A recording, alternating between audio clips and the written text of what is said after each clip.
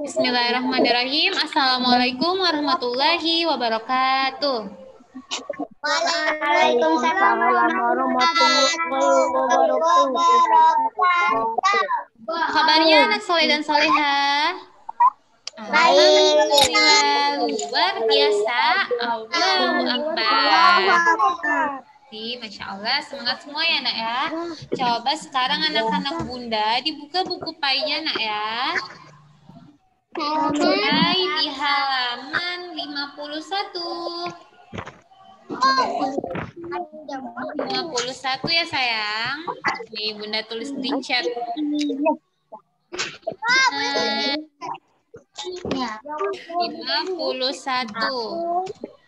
51 sayang. 51 terima. 51. Ya. Mengenai contoh tolong menolong sayang ya. Sudah dibuka belum? Ya benar nak. Benar nak. Sudah nak bunda buka semua bukunya halaman 51. Sudah ya nak ya. Iya coba Nabahan. Nabahan bisa dengar suara bunda? Budak ya? Gitar. Ya kayak gitar gitu.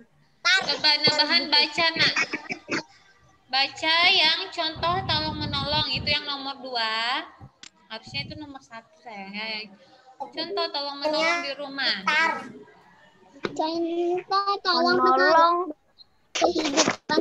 Tolong menolong. Contoh tolong dalam hidup sehari-hari.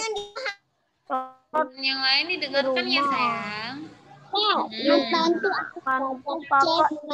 memperbaiki sepeda, membantu adik belajar, membantu membantu ayah dan membuat pagar rumah. Udah sayang. Di sana Nabahan. Terima kasih Nabahan.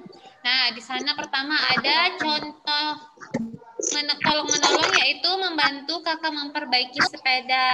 Kan sekarang lagi musim sepeda ya. Anak-anak bunda main sepeda enggak? Iya. Ini ya biasanya ya pagi sama sore ya. Bunda. Iya, jadi kalau misalkan sepedanya ada yang kurang baik, itu diperbaikinya bareng-bareng ya. Selanjutnya membantu adik belajar. Anak-anak bunda ada yang punya adik di sini. Mungkin adiknya sekolah TK. Tapi belum sekolah. Gak apa-apa kak, walaupun adiknya belum sekolah, bisa diajarin nyanyi-nyanyi bahasa Inggris atau mungkin diajarin ngaji. Huruf-huruf hijaiyah yang mengenal huruf hijaiyah dengan ya minimal adik-adiknya anak bunda itu bisa belajar di umur 3 tahun. Nggak apa-apa ya kalau mau dikenalkan huruf hijaiyah. Jadi biar sama-sama belajar. Selanjutnya membantu orang tua membersihkan rumah. Nih anak-anak bunda selalu membantu orang tuanya enggak di rumah? Cuci piring, mungkin nyapu. Dibantu nggak mamanya? Bantu ya sayang ya. Terus kalau misalkan papanya atau abi atau ayahnya pulang kerja, ini nggak dibikinin teh atau dipijat? Aku pernah bikinin minum. Iya, alhamdulillah. Terus kayak gitu ya sayang ya. Pintar anak-anak bunda nih. Terus selanjutnya membantu ayah membuat pagar rumah. Nah, jadi kalau misalkan ayahnya ada pekerjaan seperti mengecat rumah lah. Kalau membuat pagar rumah kan mungkin agak susah nak ya, kan anak-anak bunda kan masih terlalu kecil untuk membuat pagar rumah. Jadi mungkin mengecat atau menyapu halaman rumah atau membersihkan tanaman-tanaman yang ada di depan rumah itu harus dibantu ya ayahnya. Nah selanjutnya yang nomor 3, Kak Alisa, coba Kak Alisa lanjut nomor 3. Contoh menolong di sekolah. Ya. Menolong teman yang jatuh. Menolong teman yang kesulitan belajar, membantu guru menghapus papan tulis, membantu kebersihan kelas. Oke. Terima kasih Kak Alisa. Nah, yang pertama di situ ada menolong teman yang jatuh. Semoga nggak ada ya temennya yang jatuh ya nak ya. Jadi kalau misalkan ada teman yang jatuh, nauzubillah, jangan diketawakan. Tapi kita harus cepat-cepat membantu ya sayang ya. Aku pernah kayak baru belajar sepeda. Jadi iya baru belajar sepeda. Ke situ jatuh terus. Jangan diketawain temennya nak ya, tapi segera dibantu. Terus kalau menolong teman yang kesulitan belajar. Jadi misalkan ada teman kita yang masih belum paham mengenai pembelajaran, ayolah kita ajarkan ya teman-temannya. Jadi semakin kita rajin membantu teman tadi misalkan belajar, maka semakin banyak juga ilmu yang kita dapat ya. Selanjutnya membantu guru. Iya sayang. Selanjutnya membantu guru menghapus papan tulis. Nah, jadi kalau misalkan kayak dari sesi pertama ke sesi 2, nah mau memulai sesi kedua itu kan pasti masih papan tulisnya masih ada tulisan yang di sesi pertama ya nak ya, masih ada tulisan guru sebelumnya. Nah, anak-anak bunda bisa dibantu untuk menghapus papan tulisnya ya. Oke. Selanjutnya, membantu menjaga kebersihan kelas. Jadi apabila anak-anak bunda habis makan atau istirahat gitu, sampahnya harus dibuang pada tempatnya. Tidak boleh dibuang sembarangan. Ya. Selanjutnya, iya Zaidan. Lagi puasa ya Bun? Iya sebentar lagi puasa. Nanti kita puasa di bulan 4 insya Allah nak. Di bulan 4 nanti Ramadan. Ya. Anak-anak bunda udah belajar puasa kan? Mudahan gak batal. Iya sayang, kuat dong. Selanjutnya yang nomor 4. Gevira bisa dengar suara bunda? Gevira bisa dengar suara bunda? Ya. Ya, Gevira sekarang baca yang keempat nak ya. Contoh tolong menolong di masyarakat. Contoh tolong menolong di masyarakat adalah A. Menolong nenek menyeberang jalan. Ya, B. Dia membantu tetangga jika ada yang hajatan. Ya, yang C. Yang C membantu menjaga keamanan lingkungan. Ya, bunda ulangi ya sayang ya. Contoh tolong menolong di masyarakat. Yang pertama ada menolong nenek menyeberang di jalan. Misalkan nih anak bunda lagi ada di depan rumah atau mungkin di dekat jalan raya ya. Jadi kalau misalkan lihat ada nenek-nenek yang kebingungan mau nyebrang, kan kalau misalkan nenek-nenek itu udah susah ya nak ya, jalannya udah pelan-pelan gitu kan ya. Nah, jadi dibantu untuk menyeberang ya, dipegangin neneknya, lihat kanan kiri, terus dibantu untuk nyebrangnya. Terus selanjutnya membantu tetangga jika ada hajatan, misalkan sebelah rumah kita ada acara akikahan, nah terus atau pernikahan, biasanya kan mama anak soleh dan soleha biasanya ini kan ya membantu tetangga masak-masak, terus biasanya apa bersih-bersih gitu, ya enggak? Nah, jadi itu termasuk tolong menolong di dalam masyarakat, sayang ya. Selanjutnya, membantu menjaga keamanan lingkungan. Nah, jadi kalau misalkan kita lihat di depan perumahan, misalkan di apa? Selokannya itu ada sampah, itu harus dibuang, ya, Nak, ya. Jadi diambil sampahnya, misalkan kita lihat. Sampai di sini anak Bunda paham? Paham. Selanjutnya, Syakela bisa dengar suara Bunda? Syakela, sekarang baca yang nomor 5, Nak. Contoh tolong menolong dengan tetangga.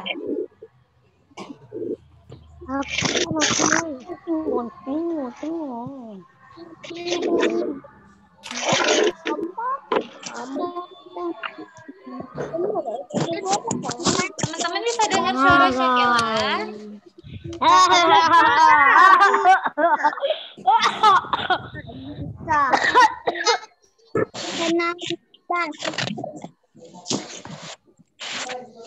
Udah ya, Nak, ya. Oke, terima kasih. Ada yang baru bergabung, ada Gadiza. Gadiza, boleh dibuka, Nak, buku painya di halaman 52. Tunggu, sayang ya. Gadiza bisa dengar suara Bunda? Oh,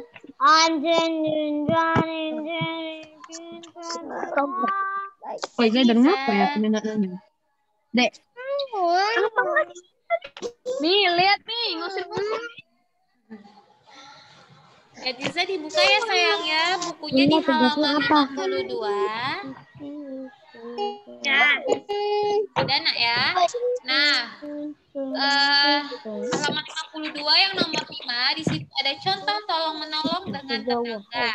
Yang pertama ada mengantar berobat ke dokter. Nah, misalkan kita tahu ada tetangga kita yang lagi sakit, misalkan sakit emah mungkin, atau mungkin yang mau melahirkan. Nah, itu jadi kita harus segera menolong dia ya, Nak, ya, mengantarkan ke dokter.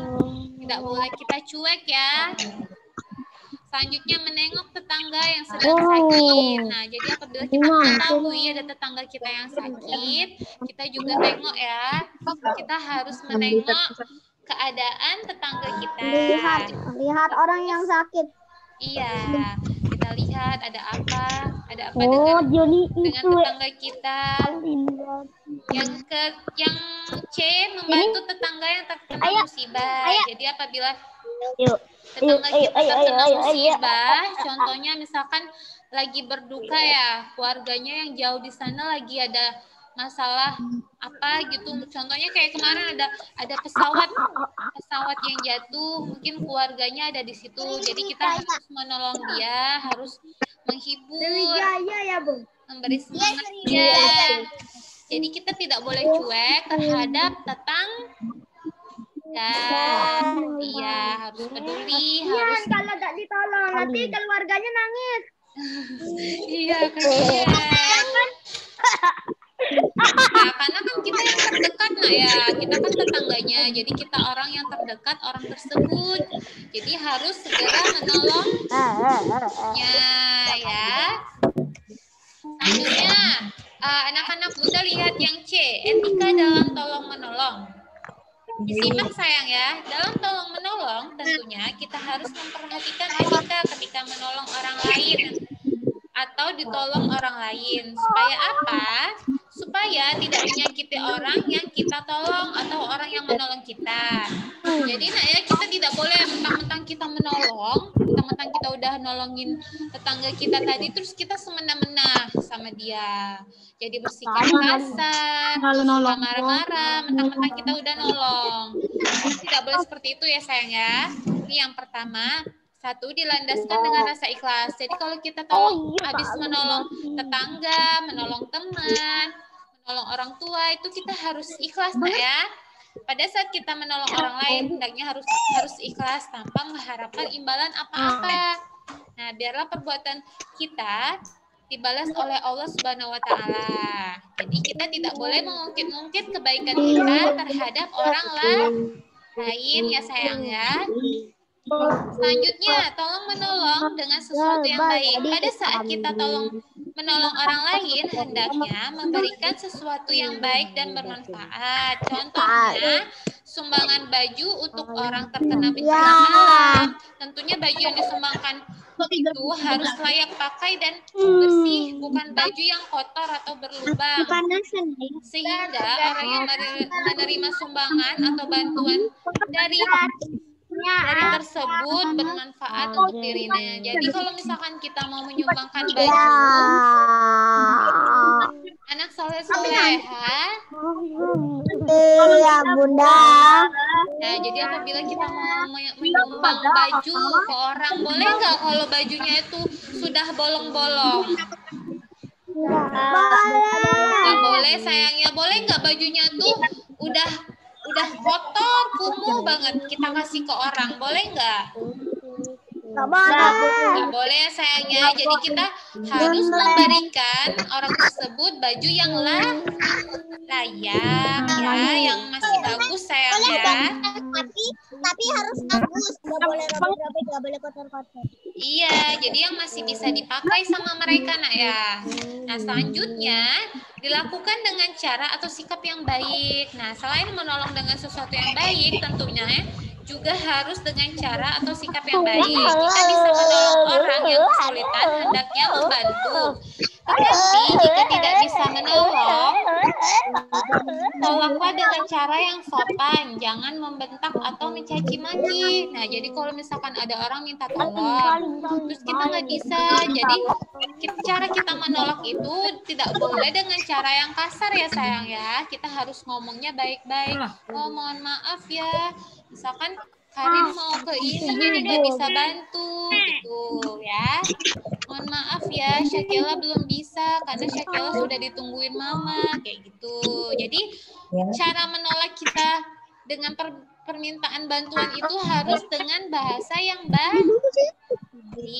Nah ya, jadi tidak menyakiti hati orang lain. Ya, terus nah, jangan diingat-ingat dan jangan disebut-sebut. Nah, kalau misalkan setelah kita menolong, kita tidak boleh ngomong sama temannya. Misalkan nih, Nabahan ngomong sama Yusuf, kan kamu kemana udah aku kasih jajan, masa kamu nggak ngasih aku jajan lah, nggak ngasih aku jajan juga gitu. Kemana udah aku tolongi gini, masa kamu kayak gitu, harusnya kamu nurut sama aku. Nah, jadi nggak boleh kayak gitu ya sayang ya.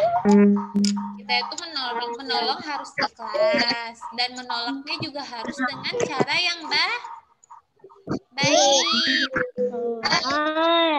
Ya, sampai di sini ada pertanyaan? Nggak ada ya sayang ya.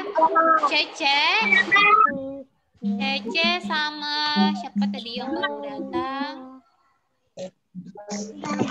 Apa ya tadi? Sama Alma ya? Cece dan Alma boleh dibuka halaman 52. 52. Iya, 52, 53. Buka sayang ya. Tolong anak-anak Bunda nanti ya nanyain tugasnya ya.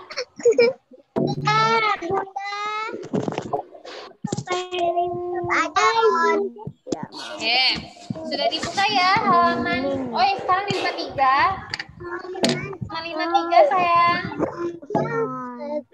Nah, halaman 53. Nih, kita perlu membiasakan diri untuk tolong menolong di rumah, di sekolah, juga di lingkungan sekitar. Jika sudah terbiasa, kehidupan kita akan rukun, aman, damai, serta lebih menyenangkan. Nah, jadi kalau misalkan anak-anak Bunda sudah terbiasa menolong, jadi hidupnya itu merasanya aman, nyaman, tentram. Karena hati kita udah terbiasa untuk tolong menolong tadi ya nak ya.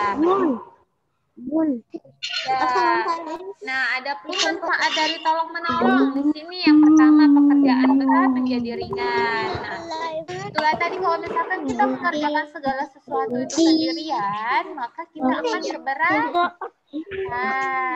Nah, dengan adanya tolong menolong, misalkan Diza menolong Almira, itu maka akan menjadi Nah, ya. Selanjutnya pekerjaan cepat selesai. Nah, kalau misalkan kita tolong menolong itu cepat selesai nggak sayang pekerjaannya? Selesai nak ya. Misalkan mama lagi nyapu, sedangkan mama ada pekerjaan yang lain seperti ngepel, masak, bersihin kamar mandi, terus ditolong deh sama kita. Itu biasanya cepat selesai nggak mamanya kerjanya? Selesai ya. Jadi untuk anak-anak bunda yang di rumah harus membiasakan diri membantu orang tua di rumah. Terus ketiga, mempererat tali persaudaraan. Nah, apabila kita menolong sama, maka akan tumbuhlah kasih sayang terhadap orang yang kita tolong tersebut. Ya, artinya mempererat nak ya, mempererat tali kasih sayang, mempererat tali persaudaraan. Terus yang keempat, menciptakan persatuan. Jadi kita hidup nggak sendiri-sendirian nak ya, nggak cuek-cuekan. Karena kan kita menyambung tali silaturahmi. Selanjutnya, menumbuhkan kerukunan antara sesama manusia. Jadi apabila kita saling tolong menolong itu, kita akan menjadi rukun. Ya, gak lolo gue kalau bahasa orang Jakarta itu ya. Sampai di sini anak-anak bunda paham?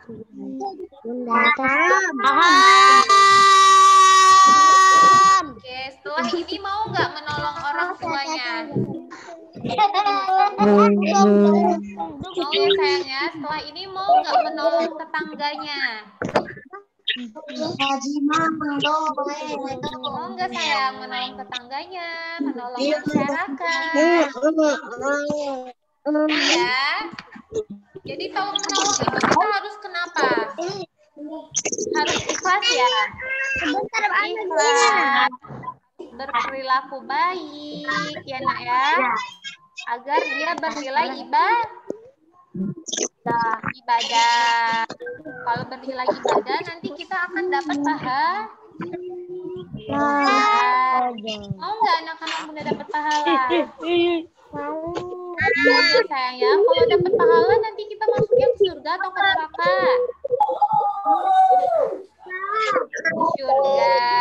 Ke surga ya nak ya. Anak-anak muda mau masuk surga apa neraka? Ya, kalau ke surga nanti ketemu sama mama papa, adik sama kakak. Tapi kalau ke neraka nggak ketemu siapa-siapa. Di situ Hai. Kalau bisa jangan sudah sendirian, berpisah-pisah. Tapi kalau di surga nanti kita kumpul sama keluarga, sama orang kita. Sampai di sini anak bunda ada pertanyaan? nggak ada. Kirim grup share. Iya, nanti tugasnya bunda kirim ke grup ya. Grup ya. Iya. Sampai di sini anak bunda ada pertanyaan? Ya,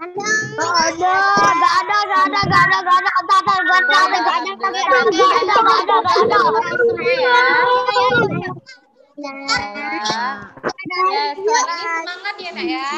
Untuk tugasnya anak-anak bunda bisa tuliskan apa saja contoh tolong menolong yang sudah anak-anak bunda kerjakan.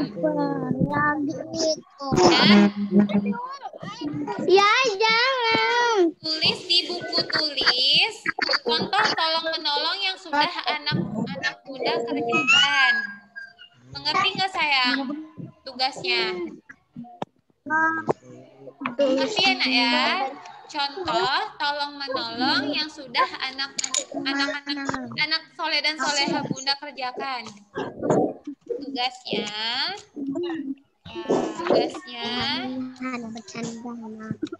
menulis contoh tolong menolong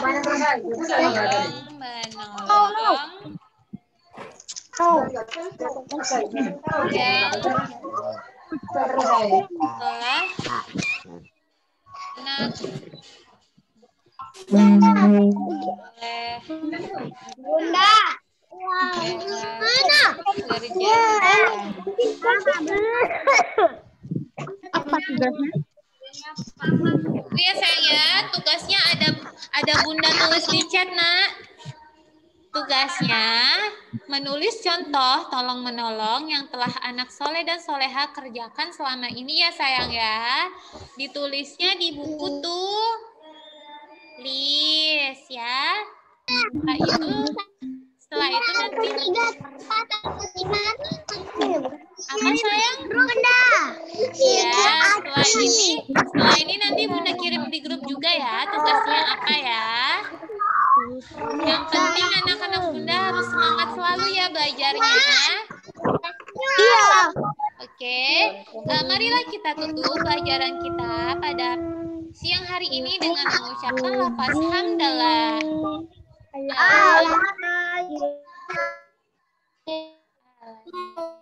Terima kasih anak soleh dan soleha. Wassalamualaikum warahmatullahi wabarakatuh.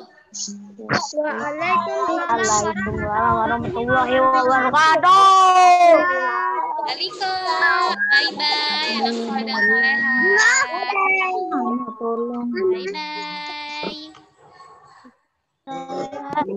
Bye-bye.